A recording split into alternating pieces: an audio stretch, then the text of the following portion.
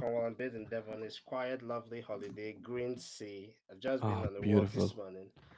It's away from the hustle and bustle of life. Yeah, Yeah. that is so nice. What a better place to be running. I'm Oh, assuming so many essentially like an places. online business, right? Yeah, actually, and it's family friendly as well. Mm. I used to live in London. I lived in Nottingham as well for a while. But I moved to Devon during my training. I'm sorry, Cornwall, which is just Mm-hmm. next door to Devon. And I was single then, no kids. And my friend said, "Why don't you go learn how to surf?" So I haven't quite learned how to surf or sail, but at least I can bodyboard and I learn how to swim. I had to start from the basics. So learn how to swim before you try to learn how to surf. That's the advice I'll Good idea. probably give myself in my 30s. That's amazing. Well done. I think just growth all around is pretty cool. And I feel like big cities can often suck you into just the grind of everything Yeah, ongoing. yeah. But yeah, it looks like we are live. So I'm just going to say a quick hi and hello to everybody joining us. Please leave a comment what kind of a clinician you are, where you're joining us from. And if you've already got some questions for me or for Andy, then do put them in the comments. We'll kind of take them towards the end of our conversation. Um, Generally, people like to book onto this time slot. So far in this season, I've had all of my episodes at 11:45. Oh, It's maybe not the best time for viewers, but what I notice is that by the evening around 4 p.m., there's been a huge rush in the number of people that watch this episode back. oh wow. So we'll see how that goes, and if people leave some questions or comments, that might come up eventually as well. I'm just gonna make sure we've got some noise cancelling running in the background. Right. Um, Have you got any okay, noise coming through on my end? I think I That's true. do. Let's fix that for a minute. So I Here have we echo are. cancellation. That is turned on. That's okay. I'm sure I can edit all of that out eventually. Yeah, I will So, fix.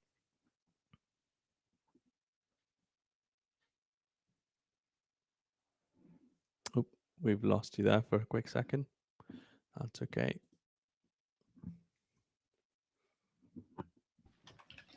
They're There we are. streaming, so they're streaming the garden behind. So Ah, no I worries. think it You should are be better back. now. It should be better now. The sound. Yeah, I can't hear it at the moment, Good. but should be good. All right. Brilliant. So let's dive into today's episode. Welcome, everybody, to episode 28 of the Clinician Founder podcast, where we explore how clinicians are building expert led, mission driven ventures that are reshaping healthcare from the inside out. I'm your host, Dr. Shubhendra Kulshresht, an executive coach and an emergency physician, helping clinicians become founders so that they can make medicine their side hustle. Today's guest is Dr. Andy Egwim, founder of Moneywise Doctor, a platform dedicated to helping medics avoid costly pitfalls and achieve financial peace. Andy's journey takes us from frontline medicine into entrepreneurship, brand building, and most recently, launching his new book. In this episode, we'll explore how Andy identified and carved out a niche with Moneywise Doctor, the strategies he used to grow trust and traction on LinkedIn and beyond, why writing a book is more than just publishing, it's a business growth tool, and the lessons he's learned moving from clinician to founder and what it takes to build something that lasts. So if you're a clinician founder or someone who wants to transform expertise into a brand and a business, this conversation will give you the clarity and the steps to get started. Oh, and if you haven't already, follow the Clinician Founder podcast on Spotify, Apple Podcasts, Apple Music, YouTube, wherever you like to listen. Hit subscribe and don't miss a moment. Let's get into it. Thanks so much for joining me today, Andy. How are you? Yeah, I'm feeling great actually. Thank you for having me, Shub. We've been talking about having a podcast for a year since last year. So we finally the stars have aligned. and Yes, we have. We've yes, been talking about it for a long time. yeah, I'm And I delighted think delighted to be here. this is super cool. And thank you for making time in your birthday week. Happy birthday. Thank you so Um, much. and hopefully this contributes to all of the celebrations you have and everybody else reaching out and on the back of this as well. So before I forget, I do want to say Andy's running a fantastic masterclass on the 10th and the 17th. I don't know if you've still got spaces left on the 10th, Andy, but definitely the 17th. I put the link to that in the comments below, and if anyone's listening back to this before the 17th on on one of the other platforms, it'll be in the description as well. Excellent. Thank you. Brilliant. So I think to start off with, Andy, go ahead and tell our listeners who is Moneywise Doctor. Okay, that's a good question. I often get people ask me, how do I start investing tax efficiently? But it's only when you get a podcast like the Clinician founder podcast that you get that sort of like deep dive. Yeah, so first of all, I'm Dr. Andy Aguim. I'm the founder of Moneywise Doctor. And initially I was a salaried GP, but prior to becoming a doctor, even before becoming a GP, I was an investor. I started investing at 19, and over 20 plus years of investing has helped me achieve financial freedom. So I stepped away from full clinical practice in 2022.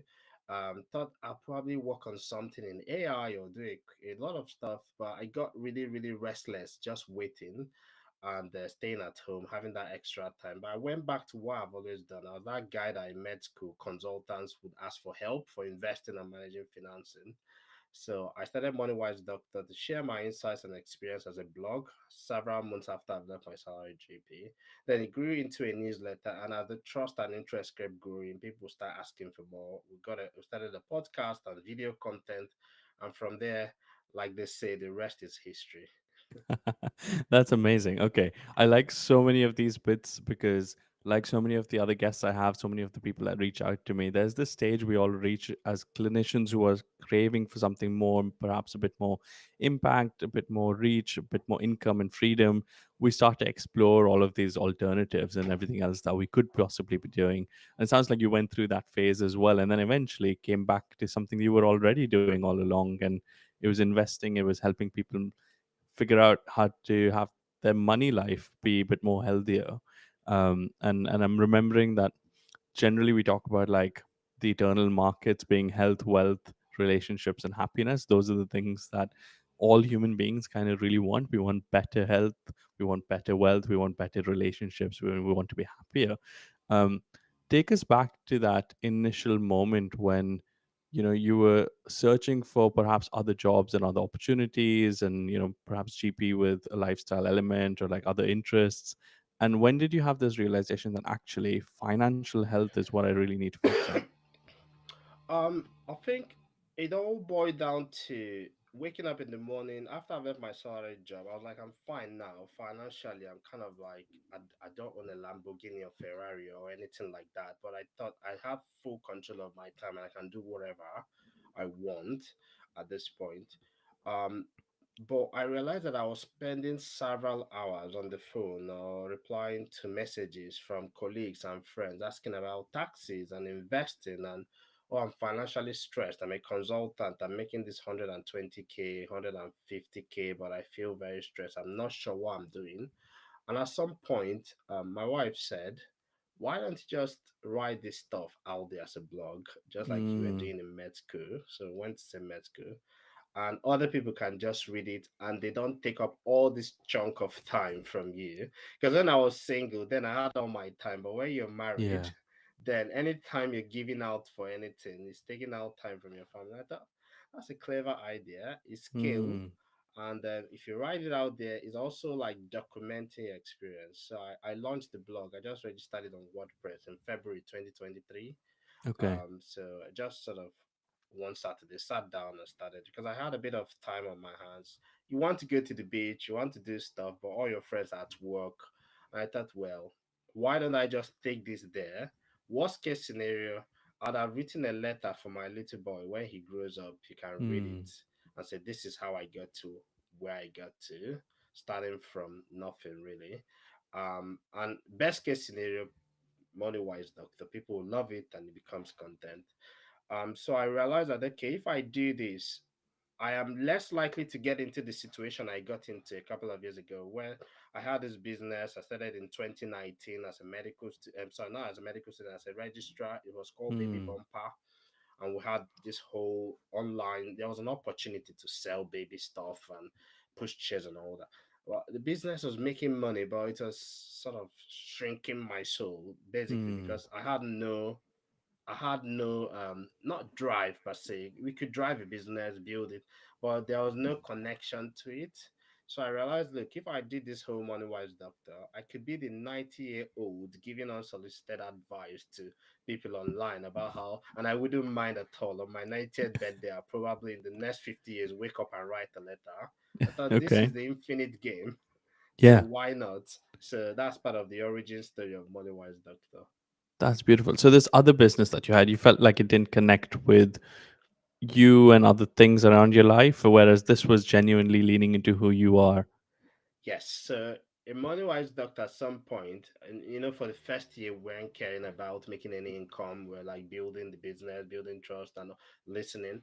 And it got to a point we're funding it from another business. So this business, which made money, but it's sort of like, oh, I've got another order now. Genuinely, Oh. I feel like drained. And we didn't really have a lot of operational difficulties. But just the one day there was an issue. I thought, oh, someone had a complaint after 5 years or returned and something, and I was like, oh, I don't really want to do this anymore. Compared to Hmm. Moneywise Doctor, you can expect to have an issue every now and then. A software breaks, something doesn't work in Zap, there's a staff is ill, or like I told you today, I had to pick up my little one in the nursery just a few minutes to the podcast Yeah, because I wasn't well. And it fuels me. I'm like, yeah, of course, it doesn't matter because at that point you feel like it's not just a business, it's connected to your purpose, something you would enjoy doing, something you do anyway. I feel incredibly privileged to be able to do that, and part of that was because I was in a financial position where I could make those choices.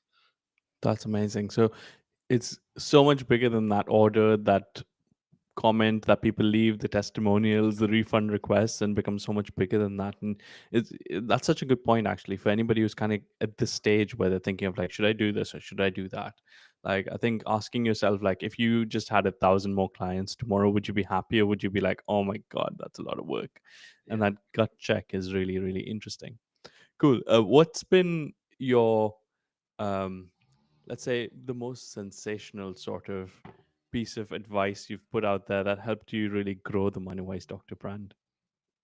Are you talking about sort of like from financial guidance for doctors or from a business point of view? Because there are two different things. Mm. I'm Yeah. wondering if there was an overlap somewhere, if there was a piece of advice or something you said or an article you wrote that really took Moneywise Doctor to the next level. Yeah, I think one of the biggest things that we did that sort of caught on was breaking down the NHS pension versus your other options for investing. It Hmm. was a point when people were saying, should I leave the NHS pension? Should I stay in the NHS pension? And there's not a lot of expertise in traditional financial advice when it comes to NHS pension. So lots of people who are in the workforce now have defined contribution, which is a Hmm. different type of pension. And many of them look at the things like defined benefits, so NHS pensions and police pension. Some people don't even know it still exists. They look at it like this dinosaur thing. So it's a different type of pension. So being able to address that question, and that's basically because we had so many people emailing us, asking us questions about the NHS pension. That Hmm. was one big spike. I think the second big spike I could think about was how to avoid the 60% tax trap. First of all, many doctors didn't even know there was anything like that. And hearing it for the first time when we published it about 2 years ago and published a free guide that people could download and how to step by step how to avoid the 60% tax trap. You know about the 60% tax trap basically when your You income cross. exceeds 100K, Hmm. your adjusted net income exceeds 100K, then you start losing your tax-free allowance. For every Hmm. £2 you make, you lose £1. So effectively, you're paying a 60% tax, and you don't know. If you don't know, you don't know. You're just wondering why am I working so hard? I'm ending up with so little. And HMRC is sending me this brown envelope. So publishing that guide was also another sort of like really good spikes.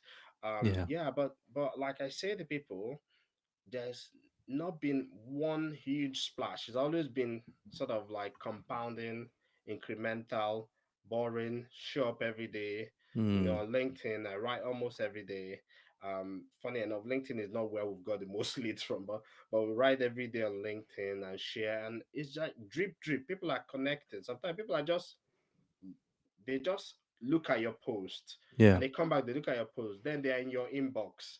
Sometimes they might not even like the post or comment on the post. Yeah.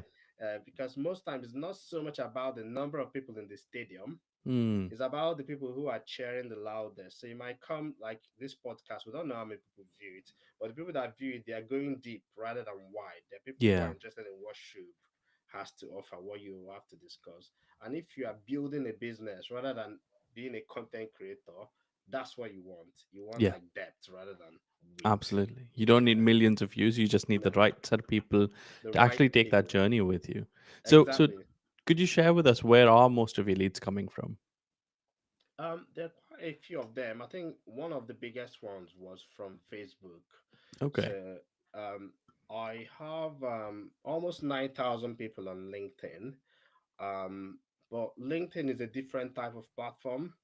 I write primarily for LinkedIn, Hmm. but so the way my content flywheel works, I write for LinkedIn and then I take the same LinkedIn post and I could expand it into a blog if it has some disproportionate response.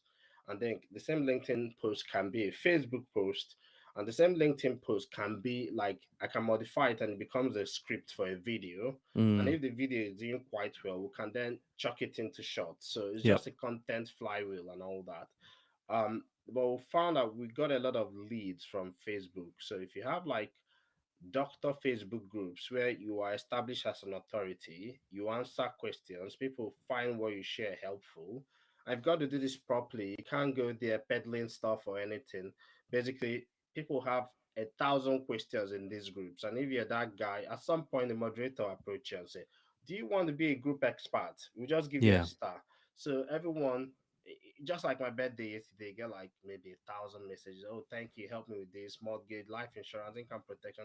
I wasn't sure about that. So that's where we've gotten the most of our leads, sort of like doctor closed Facebook groups. Hmm. We get leads from LinkedIn, but I'll say LinkedIn for me is more like a I'll not say spiritual journey, but it's just like expressing what's happening, documenting the journey. But almost everyone on LinkedIn is busy trying to say their own stuff. Yeah. Is a great and is a fantastic platform. I've gotten some leads there, but I've gotten much more from like Instagram and Facebook and all those type of places. I wouldn't say very much on TikTok. I'm not sure I'm TikTok material per se, but who knows? That's really interesting. That's really, really interesting. I think the first bit about flywheels, I love flywheels and having a content flywheel like that. I think all this while, if our listeners haven't noticed, what I've heard you say and do really well is that you've constantly created something, looked for the response, looking for what's working well. What are the things that people are saying? Even your mention of that brown envelope, I'm like, I've got three of them sitting on my table right here. Have It's you? like those HMRC envelopes are like they hit home, right? Like the Yes. right person knows exactly what you're talking about. So you've really done the hard work of understanding who are you talking to, what is happening in their life, what's going on. And I think that's been a huge part of the success in how your content's grown. And I love the concept of flywheels. I also do that with my podcast and everything else as well. LinkedIn's and a really interesting platforms, and it's quite cool to know what's happening on the other side of things. But I just want to zoom out for a second and just ask you about just social media in general. Was there ever a time when you thought, oh, I don't really want to be on social media? What are people going to say? And what other options did you consider or maybe even try?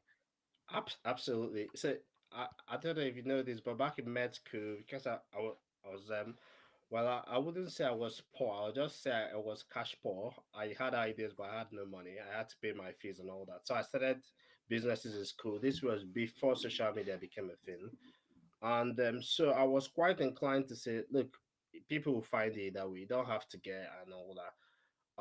But along the line, I realized that nobody cares.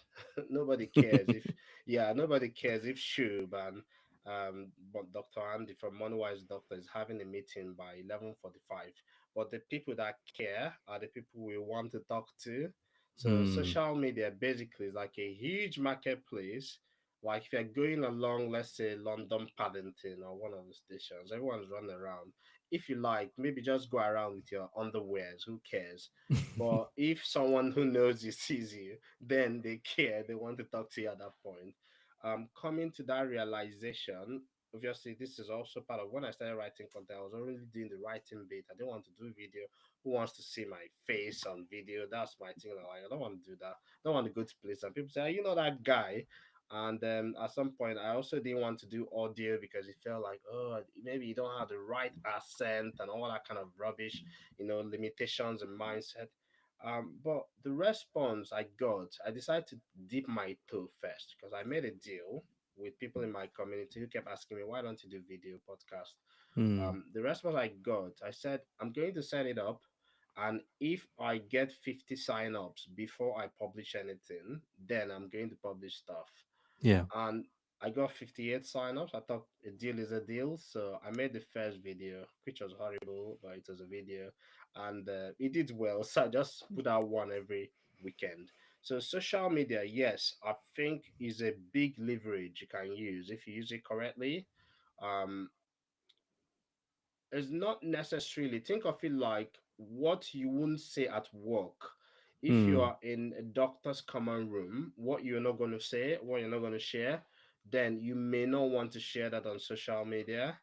And then secondly, because we are doctors, even though now I don't practice that much, okay, I still do 40 sessions a year. That's 20 days. That's why I need to retain my license. But Mm. even at that, our training as doctors reminds us you've got to be a fit and proper person. You have to be a person of integrity. So if I'm going to share anything that has got to data or claims, you must have to check it up Yeah. and make sure that even if at any point you need to provide the evidence, you can provide the evidence. So that's basically how I'll look at social media from a clinician's or clinician founder point of view. Yeah, that's really beautiful. In a way, it, it it's a bit fearful to kind of go into this as a clinician rather than if you weren't. I mean, you've got more to lose than someone who doesn't have a GMC license. But in many ways, it's actually easier because you've got the right ethics in place. You know the right principle. I mean, I was going through the GMC guidance on social media presence this morning, and there's so Mm. many pointers to put in there. So many things about how do you figure out conflict of interest, what do you do in difficult situations. So it's actually been laid out, and following that is almost easier than not following it, and making I those think there mistakes. should be, probably you're in the right position now, someone else to do a podcast to discuss GMC's guidance. I'll tell you, many people have never looked at it and will never look at it. So being able to present it in a way people could then, or even a breakdown, Yeah. yeah, because most people don't look at it and it could be an issue that could catch them out. That's beautiful. That's really interesting. I've been playing with Notebook LM and how it converts PDFs into podcasts recently, and I might just share that as a bonus episode on this season, and I'll definitely credit you for the idea and inspiration behind it. Super useful. I think it's Um, a good one. It's not a big idea, but it's something that you're positioned to do. yeah. Yeah. And then I'll learn from you straight away and say, if anyone's listening to this and you'd like an episode on social media guidelines from GMC about doctors being on social media, put that down in the comments. Just say the word GMC down there in the comments. And if there's enough, let's say if there's even 10 people who want it, I'll make the episode, and we'll go through that. Way to Oh. go. Yeah. Yeah. So let's dive into that a little bit more and tell me what it's been like for you going from being a doctor to running Moneywise Doctor, which is about financial peace and security. And then there's boundaries between what is considered financial advice versus sharing information on healthy finances. How did you overcome those barriers or hurdles? Yeah, I think that's a big one that most people have to think about. The question is, if you're going into something that is regulated, where are the boundaries? Where are the lines? One of my most someone that his philosophy influenced a lot of my thinking was Charlie Munger. So Charlie Munger was Warren Buffett's. Warren Buffett. I've looked up to him for years, and I go to his Berkshire Hathaway. I'm a shareholder in his company, so I Mm. have to go to Omaha. So well, I don't have to go to Omaha, I just choose to go, is what we do. Um, Charlie Munger said that competence is nothing without boundaries. So if you're a doctor, like you're an emergency physician, you know your stuff, you know your boundary, you know when to call the cardiologist. So Yeah. that's competence. The same thing applies even amongst, if you're a financial coach. So I do financial education and coaching, and that focuses on the strategic and behavioral aspects. So Mm. you're looking at things like, okay, do you have a financial goal for your life? What are the behaviors that are making you poor? It's not as much as selling products. So a Mm. financial advisor can sell regulated products like, okay, buy this pension plan or buy this plan for investment. And while that is okay for most people, but most doctors want to take charge of their finances, know what they are doing, being able to make the right choices.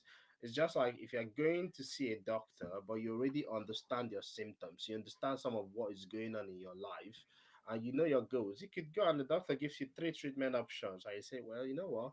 I don't think I want to have the surgery. I'm just going to Mm. try this in the first instance because according to my goals, this is the type of goals I have, and this is the type of risk I don't want to take.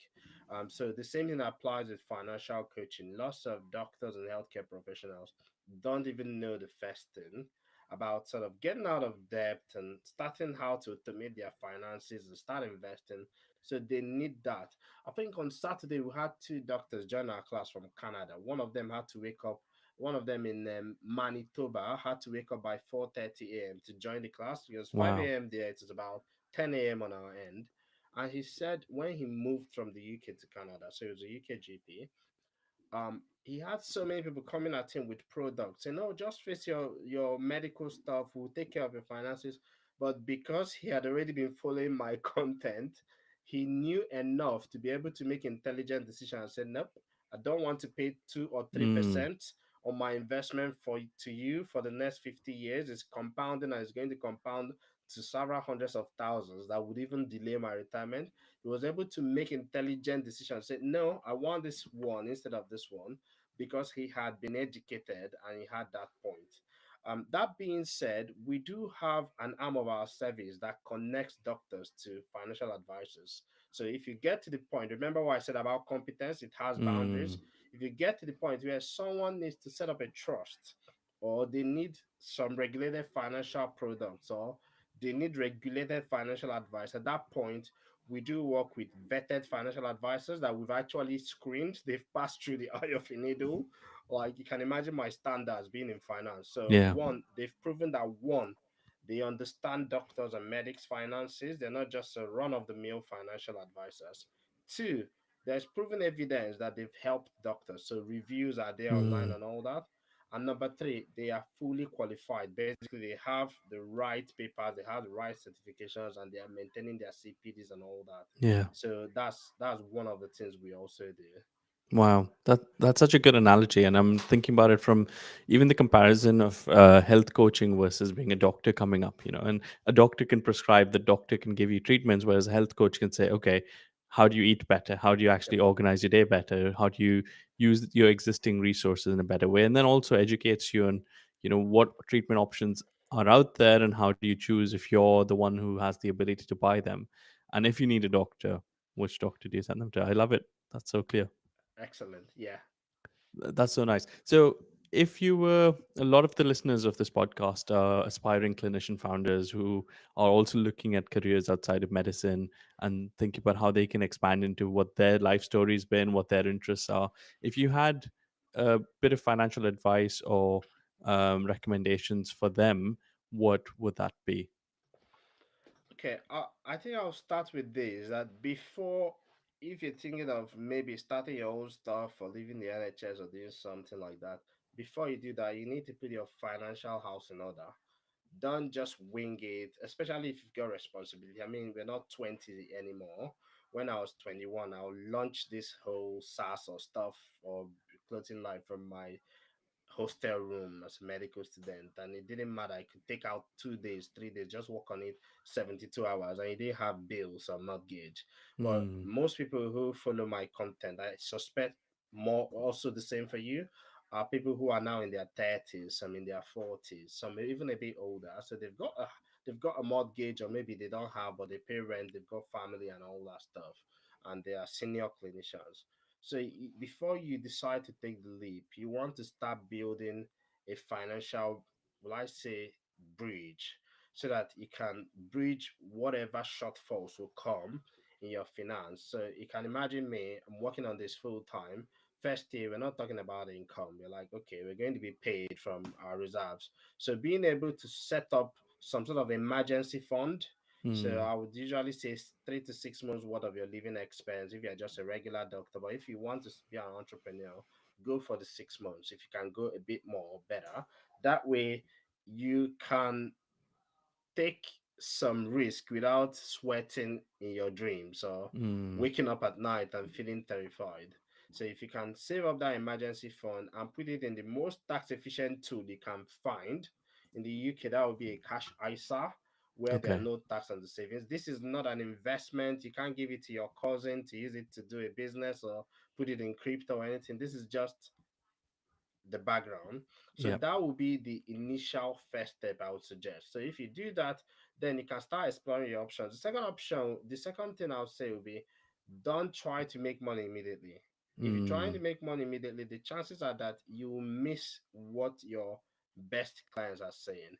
Start out with listening. So talk to people, find out what's going on, find out what they need, find out your solution. You might find out, like for instance, the first couple of after the first few blogs, we started writing about credit score, how not to, have the wrong credit score, and all this kind of stuff. But after a while, I realized that's not what people are listening to. People want to know, like, how did you buy your first house within your first 1 year working in the NHS? That I wrote it, so Mm. I wrote my story about that. How can I start investing without having to learn all this jargon? So we realized, oh, those are the ones doing well. What is a stock and shares ISA versus a lifetime ISA? Why do I need to get it before I'm 40? So we realize that, oh, look at, we might be bored with this stuff because we're tired of hearing it. We want to go into more sexy stuff. We want to talk about discounted cash flow analysis and all that kind of stuff. But this is what the data says. So if you have found out, say, once while you're building your emergency fund, even before you start building any investment, listen to people, invest in listening to people. And number three thing I would say would be, if you need help, go and get help, because you either pay one way or the other. You either pay with Mm. time or you pay with money. I regret a lot of my, I won't say it's regret, because I learned the rough and ready way, and but in my 20s I had to just learn everything, learn how to HTML, which was a waste of my time, learn this, learn that, learn how to launch, learn how to write and all that. I thought, if you just had a coach or someone who was just, oh, this is the mistakes I've made. And Yeah. I think, well, I'm very fortunate that I was able to still take all those lessons and convert them. But just think about what it can save you in time. So Yeah. those are the three starting blocks, I would say, for someone looking to build a business. Or if you're a regular doctor and you are looking to look at your finances, I've got like a different approach for someone who's just like, I just want to do my job and I want to have an investing compounding machine working for me in the background. And I don't Mm. want to go and launch a business or a podcast like Shub. Is a different approach as well. Yeah, yeah, that's beautiful. It's a completely mindset shift. So save up to 6 months in an emergency fund. Don't look to make money first. Just spend your time worth on listening to people, and thirdly, invest in coaches and people who can really help you multiply that effort rather than you having to learn from scratch every step of the way. That's really beautiful. If people want to read more of this kind of advice, what's the best place for them to find it? So I've got my blog, moneywise.com. So I release blogs there weekly. But I also have got like my LinkedIn post, obviously. But my highest place where I say, if you want to get all the juicy stuff, is my newsletter. That's where all the gems are hidden. I've just written the 109th episode, and I Wow. thought, oh God, I'll probably pay someone to tell me the stuff I write in this newsletter if I didn't know them. So the newsletter is on our website, moneywisedoctor.com/subscribe. So we write one every week, really, and is my most important source of sharing ideas, communicating things. We've got a community, but it's only by invitation, and that's only for people who are in the newsletter. It's sort of a free community, but Hmm. we don't put out come and join our community out there. It's only for people who are already in the newsletter. Then these are people that sit behind the scenes and ask all the questions, and also the people that overwhelmed me yesterday with birthday wishes and gifts and stuff like that. Yeah, it's just a small, I think maybe 600 of us there, compared to the newsletter, which is about 10 times that. Wow. Okay. Brilliant. So if anyone wants to hop onto that, they can. And if you've got a fantastic tool as well, a score app quiz for people to check the financial health, even if they don't want to join any newsletters or any other communities, that's perhaps the least they could get started with to figure out where they stand, what do they need to focus on, where do they need to put their energy towards. Exactly. Yeah, because when we say all this, people get overwhelmed, right? You know how it is. You're a coach, so people come to you, they don't know where to start. So the financial health score, we call it like your news score as a doctor. So your early warning score is Mm. just a good starting point so that you can find is a quick 3 minutes audit. You answer 15 to 20 questions and it tells you, okay, these are the areas you're investing, tax efficiency, financial security, like many people walking around without financial protection, no life insurance, income protection. I've seen doctors who they couldn't work and they had no income and they struggled, really, really struggled, especially if they were locum or something like that. So looking at all those areas and making sure that okay, these are where the gaps are, you can start plugging those gaps. So that tool is totally for free, and I'm sure you share it as well. Yeah, it's in the comments on LinkedIn already. Cool. Oh, and I wonder, I've forgotten that we're also streaming to YouTube. So if anyone's listening on there, I will make sure to put this down in the comments and descriptions there. YouTube, we Uh, haven't forgotten you. I've got a YouTube channel, and I don't consider myself as a YouTuber, but we've got like maybe 3,600 subscribers there. So like I said, we post videos there of content we think are helping people as well. So we haven't entirely forgotten YouTube. Um, that's beautiful. So I think content creation, social media, we've kind of talked about why that's important, what's happening on that front. I just want to last question I want to get from you is perhaps a little bit on a personal note to hear how your journey has been since, I guess, becoming a GP or even coming to the UK and all of those bits. Where have you gone from your beginning and to where you are now as an entrepreneur, with all of the financial knowledge that you already have? Paint a picture for us. Right. So thank you for that. It's sort of my origin story. So in 6 days' time will make me 10 years in the UK. Wow. So 10 years quite long, and I remember coming to the UK, and I was people after 10 years. I originally came as a master's student, and prior to that, I've already taken a break from clinical medicine. I was building a business by the side and also working with some NGOs. But I just realized when I came to the UK the same rules apply. They might be different, but there's always a way to figure out how can I use the system to make the best of it and optimize it so that I'm not just working so hard. My mind is working for me because that way, then you have a direction you're going. So coming to the UK 2015, master student, University of Nottingham, very fortunate, got developing leaders scholarship. They call it developing solutions leadership scholarship. And finishing that, I thought, you know what, I'll just go back to Nigeria. But I was working with them. I had a former boss who when I came to the NGO scene, he kind of like mentored me for a week, and he was in WHO then. I said, no, why? You've already got the license. Why don't you go back to clinical medicine? I'm thinking about it myself, and I really enjoyed clinical medicine, working in Sherwood Forest. That was in Nottinghamshire. So being easing into the system, but I loved acute medicine. I loved hematology. I'd done a master's in public health. Then I liked sexual health. Psychiatry was fascinating because while I was a master's student, I did some stints with the psych, with an organization called Priory as a Mm, resident medical officer. I was like, I love everything. Maybe I should be a general practitioner. And that way, if along the line I change my mind, I'll just mm, finish it as 3 years. So that's sort of like the direction how I got into GP. And obviously, I was single. I had this friend say, "Why don't you go to Cornwall? And if we don't get anything out of it, it will be an adventure. Even if we end up deciding to leave, say, okay, we did our training in Cornwall. It was fun. Learn how to surf.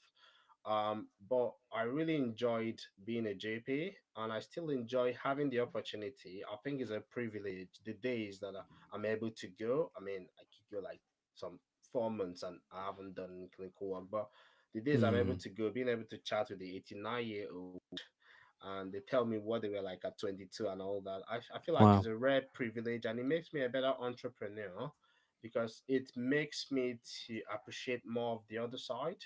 And both sides makes me to appreciate the other side. If I'm just sitting down and I'm running my team and I'm doing newsletters and podcasts, then I go out to talk to someone who lives alone and has no family and they're so happy to see you. I feel like it's a really, really rare privilege, and I don't know how long. We'll probably carry on as we go. It doesn't feel like a job anymore. It feels like your way of giving back. Yeah. Yeah, but so far since then, I've accumulated things like a wife and two children. Accumulated. Look at the Yeah, financial. my wife will like that one.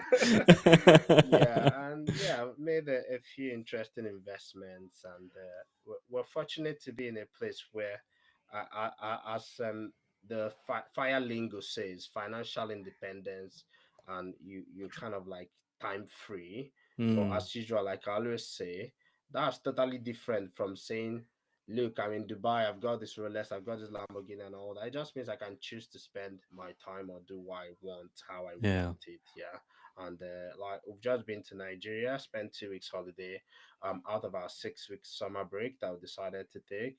And there's no pressure to go back to anywhere or all that. And for some people, that's not what they want. They want something a bit Mm, more flashy. But for me, being able to take a walk on the seafront and just appreciate it and take it all in, I find it incredibly fulfilling. just the freedom of time. Yeah. And Yes, location. I think those are the yes, two biggest things that as doctors we really feel that it starts to pinch us, and you go less than full time and you look at yes. virtual work and things, and then just this is a different way to approach the whole challenge. So that's Freedom beautiful. of location. That's a good one as well. Very Yeah. powerful. Yeah.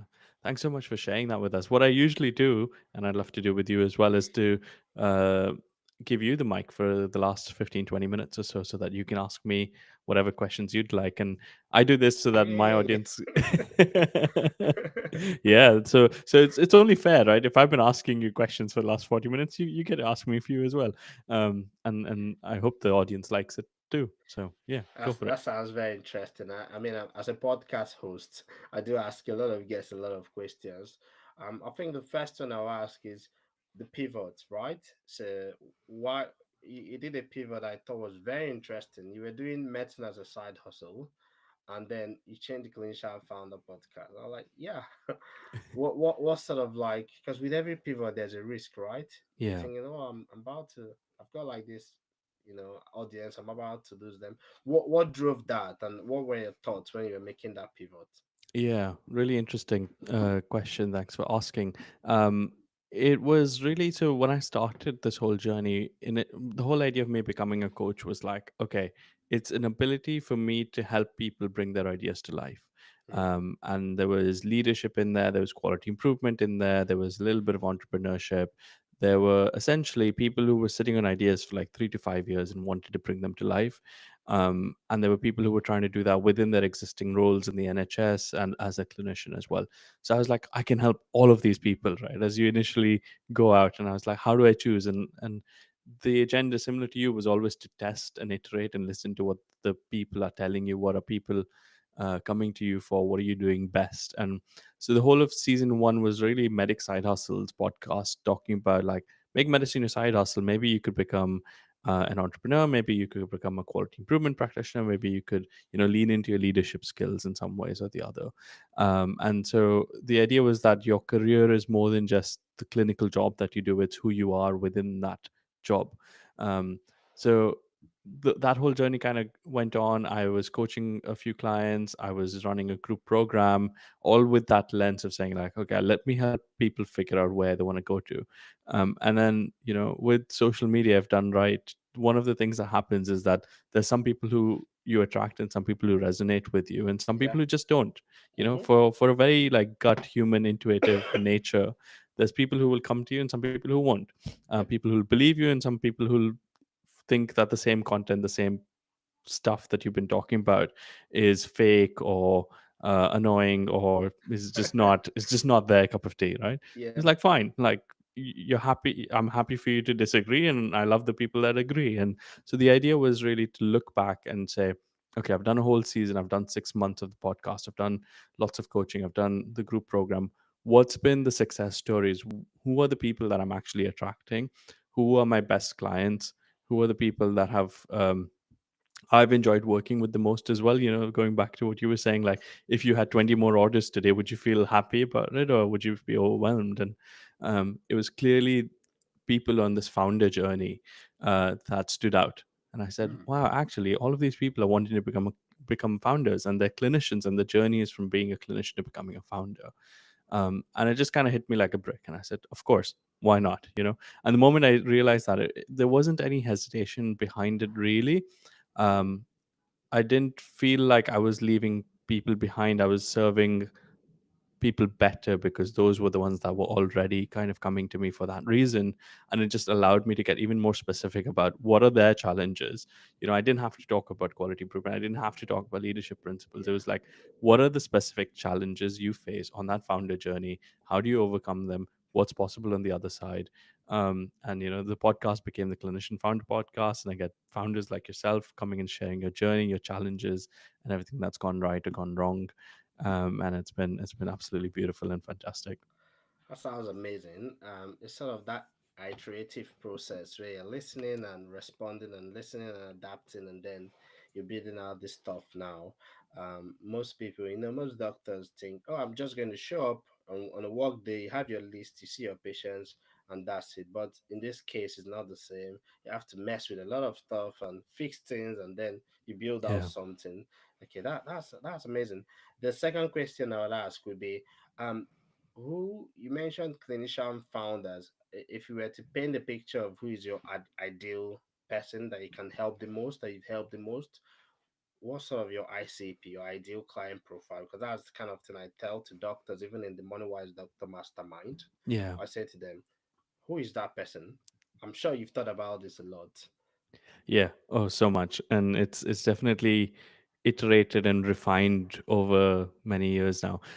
It's so the age group I'm thinking about is people age sort of 28 is a bit early. I think probably 35 to late 40s. Mm, About an equal distribution between men and women. They're often people who are already consultants for the last 3 to 5 years or so, and they're the ones who've like really dedicated, worked hard, always had ideas on the side, and then kind of said, okay, we'll get to the end, we'll get to that consultant post, and then life will be hunky dory. But hey, it's not.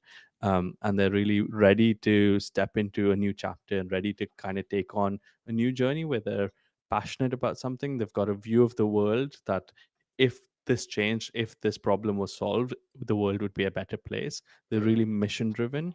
And they've been toying with perhaps a product or an idea for a couple of years usually. But that connect between the solution and the vision and who they are is kind of missing. So that's what I help them with. So we work on finding the purpose and aligning it with the equity they're building in different ways, along with the influence that they create in the world to make it a better place. wow. So yeah, that's It's, usually it. it's powerful. From what you've shared, it's obvious that you're giving this a lot of thought. And sometimes people ask me, how do you sort of like know exactly what I'm thinking?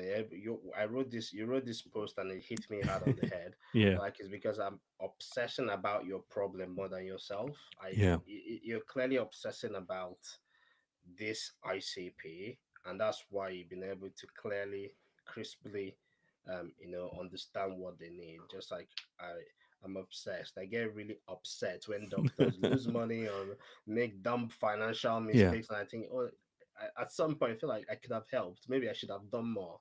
Yeah, okay. So the third thing, obviously, you've devoted quite a bit of time. I see that you structured your Tuesdays and you Hmm. do quite a bit, which is fantastic. It's a demonstration of what you help doctors do. You're able to manage your time and still be able to do this stuff. So you're devoting time and resources. So in the next 5 years, where are you seeing Coach Rishub and Yeah, Clinician Founder Podcast go? I mean, what would be ideal situation if you looked at it and say, yeah, this is what I was hoping for? yeah. A lot of people ask me this question, and I've always kind of said just more of the same, please. Like I'm doing, I'm happy where I am, and it's going to evolve. I love it. It's called the Infinite Game then. Yeah, exactly. I mean, I'm not interested in new or different. I just want more of the same, and it will evolve. It'll get from, it's probably now at level 3. It'll get to level 4, 5, 6, 7, 8. It'll evolve. I'm That's finding amazing. my coaching taking me to non-executive director roles. My clinical work. I'm still a registrar. I'll become consultant. There'll be added responsibilities there. There'll be stuff here. The podcast is growing. I'm getting amazing people coming on and sharing the stories, and that opens up opportunities both for me personally, but also to connect amazing people together. And that gets me really excited when somebody writes an email to me and say, I'm looking for this specific kind of person, would you happen to know somebody? And I never imagined myself to be a people person that way, but I know I've actually had to reply saying, I know exactly who you need to speak to. Here's a link, go chat to them. And That's it's just powerful. exciting. Yeah, That is a yeah. powerful role because a lot of people are authorities, authors, content, but being the connector is also a really powerful place. And the kind of content you're putting out uniquely positions you to be a connector of people in different areas and all that kind of stuff related to clinicians. So that's amazing. Thank you for sharing all of that Yeah, no with me. pleasure. Thanks so much for drawing all of those bits out from me. I never expected to be that connected position, and I guess like you, I'm nowhere near where you are with your newsletter and things, but I'm looking to grow that as well and just be a space for people to find like-minded people and an opportunity for them to connect with each other. I've also got a score app which I've shared, and I Yes. think if people are listening to this, you're getting 2 out of 3 problems solved on your founder journey, of figuring out where to focus and then how to solve your money issues alongside it. So hopefully everyone's really enjoyed this podcast episode just as much as you and I have. It's been a fantastic journey. Any closing remarks for our listeners? Yeah, thank you. I've had fun, and it was worth every single moment of it. Um, I just want to give a gift to your listeners. So I've got a book coming out in October, so to come out on Black Friday. The book is The Moneywise Doctor, where I share sort of like the frameworks and the ideas and the insights that I've now shared with over 1,100 doctors in my master classes, and I share with over 5,000 doctors in the mailing list. So, so for anyone who wants sort of like a first chapter of the book or wants to get the first few things I've actually shared in the book, the first 7 courses, if you go to moneywisedoctor.com/subscribe, then you get the first few lessons and you also be notified when the book is about to go live. So you can either get a copy or you can get a discounted signed copy from me. So really looking forward to that. And for the first time, I'm actually condensing all these ideas that are in 700 plus videos now, and in maybe 400 posts, blogs. I put them all together in a book that someone could actually go through it without having to pay for, a master class or one-on-one session or anything like that, and get it all in one. Yeah. So that would be my gift to your audience. Brilliant. Fantastic piece of equity. I think book does so much for condensing equity, giving you credibility and still getting in the hands of people. Useful tool for any clinician founder, but anyone listening to this, it's a gift from Andy. So thank you so much for making it so far in the episode. And I really appreciate that, Andy. Thank you. So I'm going to say that's a wrap on today's episode. Many thanks to Dr. Andy for sharing his journey behind Moneywise Doctor and for showing how publishing a book too can amplify your impact and your business beyond everything else that he's already shared with us today. If this sparked ideas, follow, subscribe, and share this episode with a colleague who you think would benefit. I do a live podcast every Tuesday. Upcoming guests include the founder of Pareto Education, Patchwork, and a podcasting genius you won't want to miss hearing from. Subscribe and follow not to miss out. Once again, a massive thanks to Dr. Akash Vijayan for the intro music of this podcast. Check out his work on Spotify and SoundCloud. Until then, keep building, stay bold, and remember, you have the power to create something extraordinary. See you later. Bye bye.